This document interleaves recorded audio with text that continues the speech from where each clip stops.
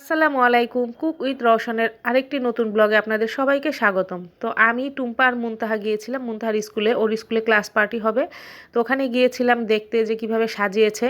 তো আসার পথে দেখেন আঙ্কেল অনেক রকম শাক নিয়ে বসেছে। এখান থেকে আমি লাউ শাক নিলাম, আমি নিয়েছি একাটি, টুম্পা নিয়েছে একাটি। তো এত সুন্দর লাউ শাকগুলো, খুবই মোটা মোটা আর একদম নরম ডগাগুলো। তো দেখে খুব ভালো লাগলো, তাই দুজন দুই আটি শাক নিয়েছি। তো তারপরে আমি কি করলাম, এই যে বাসায় এসে ঢেঁড়স ভাজি করলাম। ঢেঁড়সে একটু হলুদ বেশি কম হয়েছে, তাই এরকম কালার হয়েছে। তো আর করেছি আমি লাউ শাকটা ভাজি করেছি, তো বেশিটুকুই ভাজি করেছি আর অল্প একটু রেখে দিয়েছি, আমি রান্না করে খাবো মাছ দিয়ে। তো এই হলো দুই পদের তরকারি। আবার এদিকে দেখেন খালা কি করেছে, তার বাসার থেকে, মানে আমি যে খালার সাথে থাকি সেই খালার বোন আবার বাসা থেকে তরকারি পাঠিয়েছে।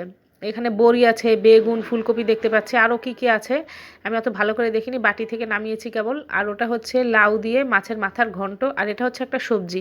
আর সে তরকারি পাঠানোর আগেই আমি আবার কি করেছি, এই যে সবজি রান্না করেছি কই মাছ দিয়ে, মূলো, বেগুন, আলু, ধনিয়া পাতা। তো এই হলো আমাদের তরকারি, আর ওটা ছিল ওই বাড়ির তরকারি। তো দেখেন কি অবস্থা, দুই বাড়ির তরকারি মিলে কত তরকারি হলো। তো এই তরকারিগুলো আমরা ভাত দিয়ে খাবো, আর এই যে সবজিটা আছে একটা, সেই সবজিটা রেখে দিয়েছি রুটি দিয়ে খাওয়ার জন্য।